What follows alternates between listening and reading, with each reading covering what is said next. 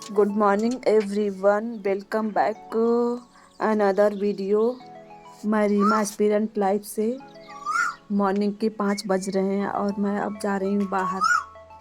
आप सभी लोग सुन ही रहे होंगे कोयल की आवाज़ आ रही है। गर्मी की टाइम में ही कोयल बोलती है, ठंडी में तो पता ही नहीं चलता। मैं रात में या सुबह इसलिए बाहर आती हूँ क्योंकि आप सबको ये न लगे कि मैं बस ऐसी ही वीडियो झूठ मूठ बना देती हूँ, क्योंकि आप सबको ये तो लगना चाहिए कि मैं कब उठती हूँ कब नहीं। मेरे पास एक ही मोबाइल है, इसी से वीडियो भी बनाना, इसी से पढ़ना भी, जो भी काम करना है इसी मोबाइल से। मॉर्निंग के 5 बज रहे हैं, सूरज बस निकलने ही वाला है, हल्की हल्की रोशनी हो चुकी है। गुड मॉर्निंग एवरीवन, मैं रीमा एस्पिरेंट लाइफ से। आप सब कैसे? आई होप कि आप सब बहुत अच्छे होंगे, आपकी स्टडी भी अच्छी चल रही होगी। मॉर्निंग के 5 बज रहे हैं, अब मैं जा रही हूँ अपना फर्स्ट स्टडी स्लॉट स्टार्ट करने।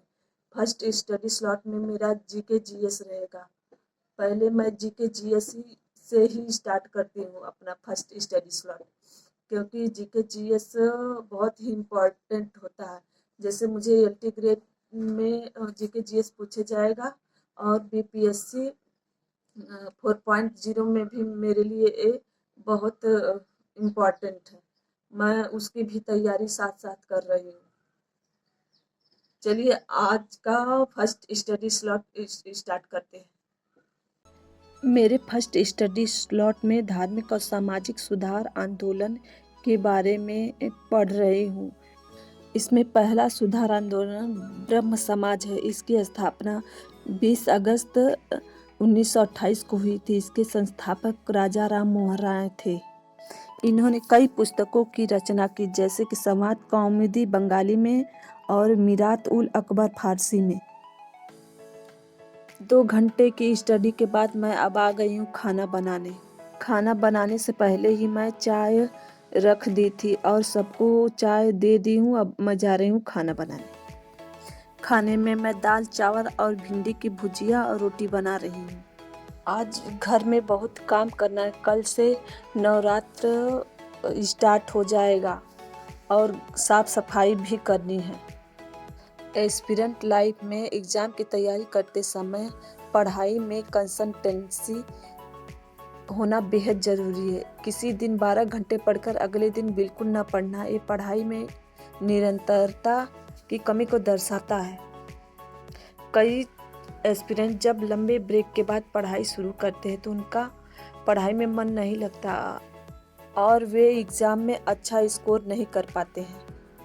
एग्ज़ाम में निरंतरता बनाए रखने के लिए सबसे पहले हमें टाइम टेबल बनाना ज़रूरी है।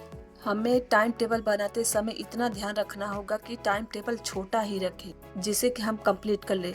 कई एस्पिरेंट सुबह 5 बजे से उठकर 12 बजे रात तक अपना टाइम टेबल बना लेते हैं, लेकिन जब 5 बजे हम नहीं उठ पाते हैं तो आगे के काम कल के लिए टाल देते हैं। यहीं से हमारा काम गड़बड़ हो जाता है। हेलो हाय एवरीवन, दोपहर के 12 बज रहे हैं। अब मैं जा रही हूँ सेकेंड अपना स्टडी स्लॉट स्टार्ट करने।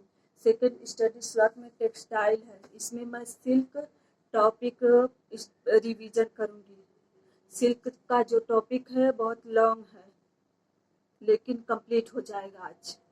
टीजीटी पीजीटी एग्ज़ाम में बहुत ही कंपटीशन, अगर हमने अभी से पढ़ना स्टार्ट नहीं किया तो हम बहुत पीछे रह जाएंगे। थोड़ा ही पढ़ें लेकिन डेली पढ़ें, इससे हमारा जो है सिलेबस धीरे धीरे कवर हो जाएगा और जब एग्ज़ाम आएगा तो हम अच्छी तैयारी हमारी हो जाएगी। लेकिन अभी से पढ़ना स्टार्ट कर दीजिए। इस एग्ज़ाम में बहुत ही कंपटीशन है। कंपटीशन मतलब कि 13 लाख लोगों ने इस फॉर्म को डाला है, 13 लाख बच्चों ने, और इसमें से बस 3-4 हज़ार ही सीट है। उसमें पीजीटी का भी हो जाएगा और अगर सीट वाइज कहा जाएगा तो सीट वाइज बहुत ही कम है। इसलिए अभी से पढ़ना स्टार्ट कर, अभी से पढ़ना स्टार्ट कर देंगे तो आपकी स्टडी सही टाइम पर आपका सिलेबस कंप्लीट हो सकता है।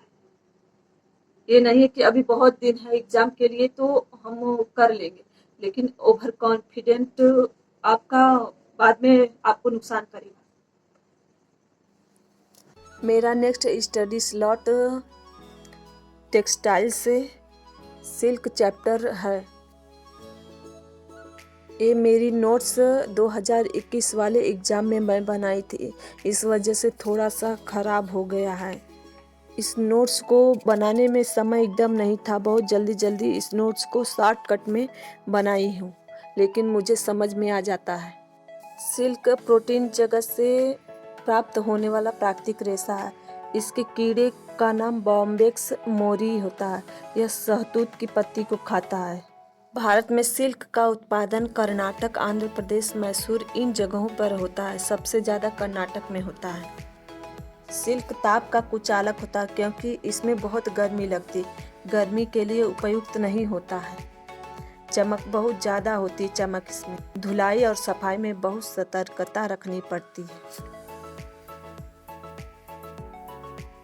2 घंटे की स्टडी के बाद मैं अब जा रही हूँ बाहर, क्योंकि थोड़ा रेस्ट चाहिए। शाम के 4 बज रहे हैं और मैं आई हूँ बाहर।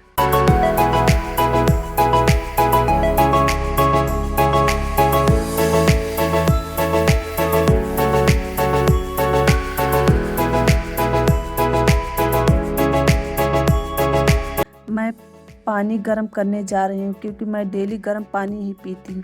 मैं कोशिश करती हूँ कि दिन भर में मैं 8 से 10 गिलास पानी पी जाऊँ।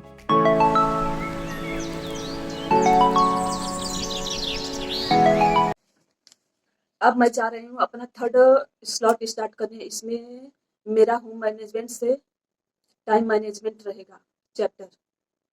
यह चैप्टर बहुत ही इम्पोर्टेंट है। इस चैप्टर में जैसे हो गया टाइम मैनेजमेंट और मनी मैनेजमेंट और क्या कहते हैं, और एक है एनर्जी मैनेजमेंट। ये तीनों टॉपिक बहुत ही इम्पोर्टेंट है। चलिए स्टार्ट करते हैं। होम मैनेजमेंट टीजीटी के लिए बहुत ही इम्पॉर्टेंट होती हैं क्योंकि ज़्यादातर क्वेश्चन होम मैनेजमेंट से ही उठा के एग्ज़ाम में डालता है। होम मैनेजमेंट में मेरा टाइम मैनेजमेंट चैप्टर है, समय प्रबंधन।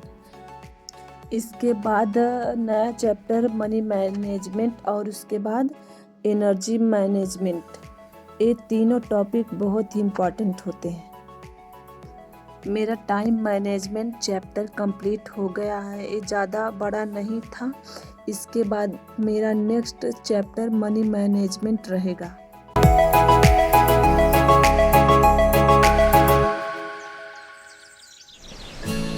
शाम के 6 बज रहे हैं और मैं अब जा रही हूँ, थोड़ा बहुत काम करूँगी, उसके बाद खाना बनाऊँगी।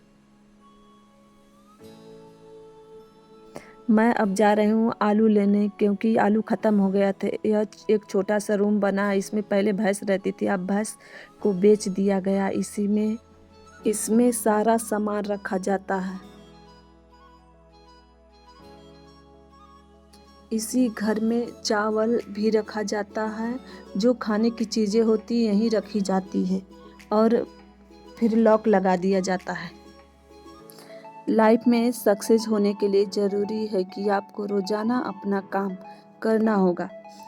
आप अपने काम को लेकर जितना ज़्यादा कंसिस्टेंट रहेंगे, आपको उतना तरक्की मिलेगी। कोई भी काम कुछ दिन या एक दिन में असर नहीं दिखता, आपको रोज़ाना थोड़ा थोड़ा काम करते रहना होगा। अपने लाइफ में डिसिप्लिन लाने के लिए आपको रोज़ थोड़ा थोड़ा काम करना होगा। जब आप अपना रोज़ाना थोड़ा थोड़ा स्टडी का काम करेंगे, तब आप धीरे धीरे एक रूटीन में आ जाएंगे। इसके लिए आपको कुछ करना नहीं होगा, आप वक्त के साथ एक डिसिप्लिन में अपने आप को ढाल लेंगे। आप चाहे कितना भी रूटीन बना लें और कितने भी टिप्स ट्रिक्स का पालन कर लें, तब तक आप सेल्फ डिसिप्लिन में नहीं आ सकते जब तक कि आपको खुद मन नहीं करेगा। आपके अंदर से यह आवाज़ आनी चाहिए कि आपको सेल्फ डिसिप्लिन में रहना है। इसके लिए आप अन्य चीज़ों को ना बोलना सीखिए। जब आप फ़ोन चला रहे हैं और अचानक आपको याद आता है कि रूटीन के अनुसार आपने बहुत बड़ा समय बर्बाद कर दिया है, तो आप अपने काम को आगे कंटिन्यू रखने के बजाय इस समय तोड़कर रूटीन के अनुसार काम करें।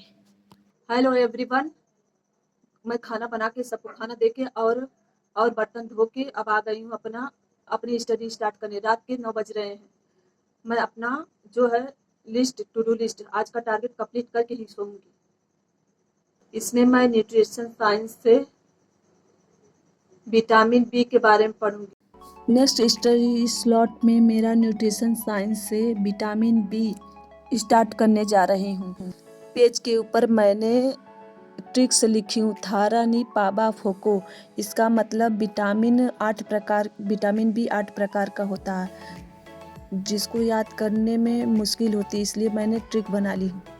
थारा नी पाबा फोको, इसमें थ का मतलब हो जाएगा थायमिन, फिर र का मतलब राइबोफ्लेविन, फिर सेकंड में थर्ड है नियासिन, और फिर इसमें प का मतलब 2 विटामिन रहेगा, एक हो जाएगा पेंटोथेनिक, दूसरा पैराडॉक्सिन। फोको मतलब फोलिक एसिड, फिर क का मतलब साइनोकोबाल्मिन हो जाएगा। ये ट्रिक मैंने खुद ही बनाई, क्योंकि मुझे जो नहीं याद होता तो मैं उसको ट्रिक बना लेती हूँ, ट्रिक्स याद करती हूँ।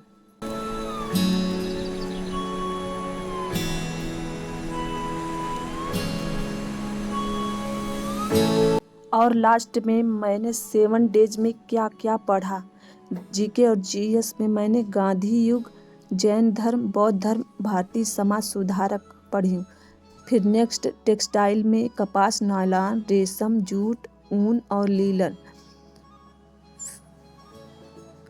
नेक्स्ट होम मैनेजमेंट में मैंने गृह प्रबंधन का अर्थ, परिभाषा, आयोजन, संगठन, नियंत्रण, मूल्यांकन, प्रबंधक के गुण, प्रबंधक के प्रेरक तत्व, मूल्य, लक्ष्य स्तर, मूल्यों का वर्गीकरण, समय प्रबंधन, इतना मैं 7 दिन में पढ़ी हूँ।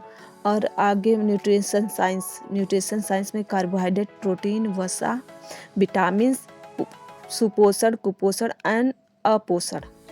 मैंने 7 दिन में जितना भी पढ़ा, इतना मेरे हिसाब से बहुत है, क्योंकि अभी एग्ज़ाम बहुत दूर है। जब तक एग्ज़ाम आएगा तब तक मेरा कंप्लीट हो जाएगा सिलेबस।